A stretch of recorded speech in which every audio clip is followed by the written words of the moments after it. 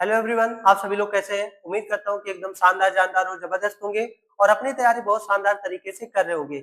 बच्चे, जैसा कि आप सभी को पता है कि हमारी ट्रांसलेशन की सीरीज चल रही है, जिसमें हम पैसेज ट्रांसलेशन को बहुत अच्छे से कर रहे हैं और उसी के साथ-साथ हमने एक नई सीरीज और लॉन्च की है, जिसमें हमें हर दिन 10-10 वोकैब को पढ़ना है।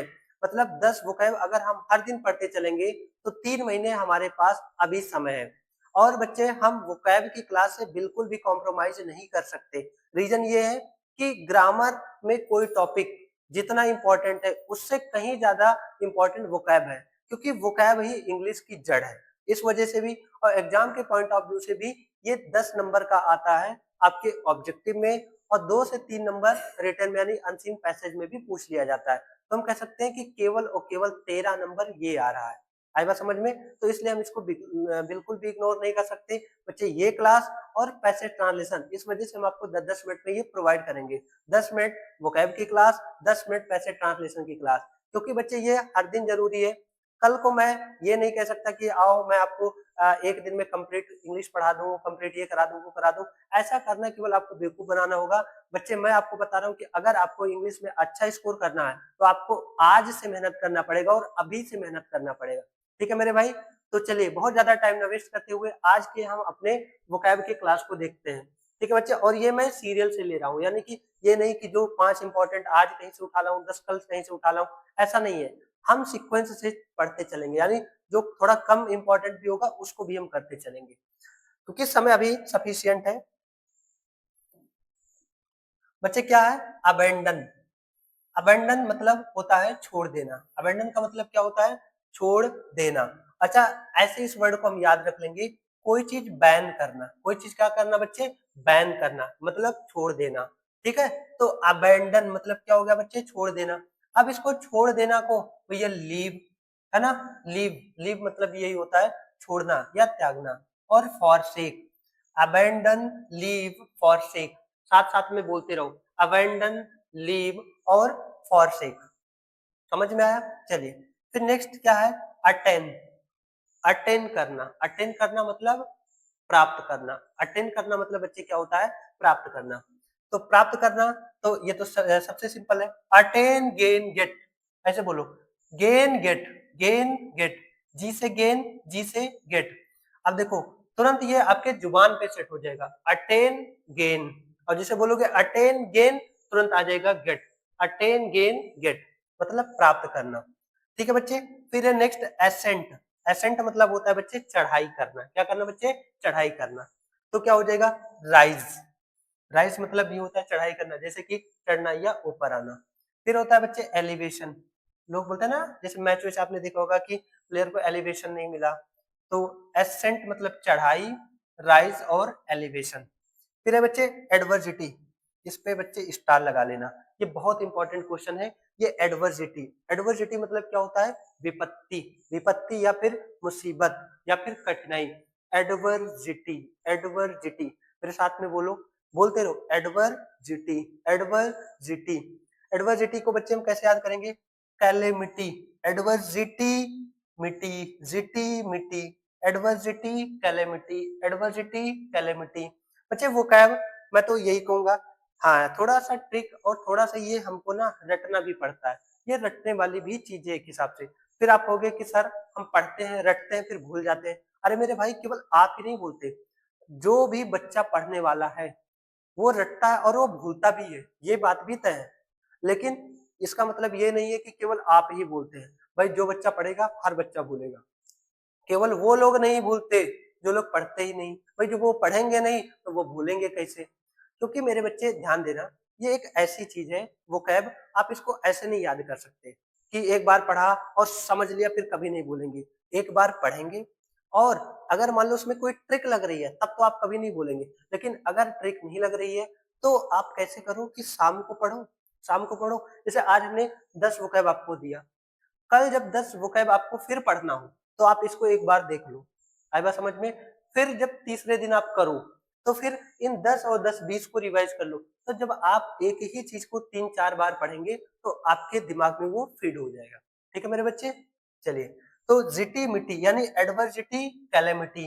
और बच्चे, मिस फॉर्च्यून, मैंने आपको बहुत पहले क्लास में बताया था कि मिस का मतलब होता है बच्चे कोई निगेटिव वर्ड, है ना, तो विपत्ति होना कोई एक निगेटिव चीज है, तो इस वजह से यहाँ मिस फॉर्च्यून, फॉर्च्यून मतलब होता है भाग्य या किस्मत, तो वही क्या है बच्चे मिस फॉर्च्यून।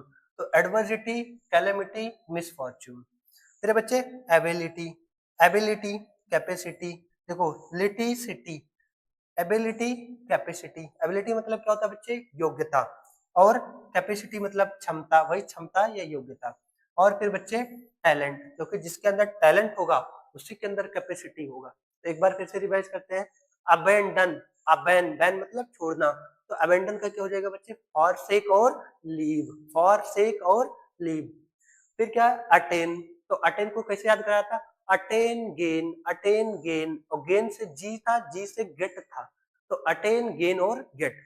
फिर क्या बच्चे एसेंट, एसेंट मतलब होता है बच्चे चढ़ाई करना, तो राइज और एलिवेशन, क्या हो जाएगा एसेंट का राइज और एलिवेशन, ठीक है। फिर है एडवर्सिटी, जीटी और मिटी करके कुछ बताया था, adversity, calamity, calamity misfortune, adversity, calamity, misfortune, ठीक है। फिर है एबिलिटी, एबिलिटी इटी और सिटी बताया था, एबिलिटी कैपेसिटी, और कैपेसिटी किसके अंदर होती है मैंने बताया था, जो टैलेंट जिसके पास होता है, ठीक है। तो ये 5 सिनोनिम रहा, ठीक है मेरे बच्चे। आगे हाँ, ये भी बच्चे इंपॉर्टेंट है ये वाला, एक्नॉलेज, एक्नॉलेज का मतलब क्या होता है स्वीकार करना, स्वीकार करना, यानी इसका क्या हो जाएगा बच्चे एडमिट और एक्सेप्ट, दोनों ए से याद है, A C A D, A C A D यानी एक्नॉलेज, देखो ये सब ए सी ए डी से ही है, एक्नॉलेज, एक्सेप्ट और फिर एडमिट, ऐसे याद करना, A C A C A D, A C A C A D यानी एक्नॉलेज, एक्नॉलेज के बाद बच्चे एक्सेप्ट, एक्सेप्ट से फिर एडमिट, तो क्या बताया एक्नॉलेज, फिर एक्सेप्ट, फिर एडमिट, ठीक है मेरे बच्चे। आगे ध्यान देना, एडेप्ट, एडेप्ट का मतलब क्या होता है कुशल, फिर इसका क्या हो जाएगा एक्सपर्ट, भाई एक्सपर्ट का मतलब भी कुशल होता है, और प्रोफिशिएंट, प्रोफिशिएंट मतलब भाई जो एक्सपर्ट होता है उसी को ऐसे याद कर लेना, जो एक्सपर्ट होता है उसी को प्रॉफिट मिलता है, प्रॉफिट करके इसको याद कर लेना, लेकिन है प्रोफिशिएंट, एक्सपर्ट होगा उसी को तो प्रॉफिट मिलेगा, जो बेवकूफ होगा क्या उसे कहीं प्रॉफिट मिलेगा, आप कहेंगे सर बिल्कुल नहीं। तो एडेप्ट, एक्सपर्ट और प्रोफिशिएंट, ठीक है बच्चे। चलिए एरोगेंस, एरोगेंस मतलब क्या होता है अभिमान या फिर घमंड, एरोगेंस अभिमान मतलब घमंड, तो एरोगेंस का बच्चे क्या हो जाएगा प्राइड, प्राइड मतलब भी अभिमान या फिर गर्व होता है, तो एरोगेंस का हो जाएगा प्राइड और हॉटीनेस, हॉटीनेस मतलब होता है अकड़, जिसके अंदर अकड़ होगा, अकड़ किसके अंदर होता है जिसके अंदर अभिमान होता है, तो एरोगेंस, प्राइड और हॉटीनेस, क्या मैंने बताया एरोगेंस, प्राइड और हॉटीनेस, ठीक है बच्चे।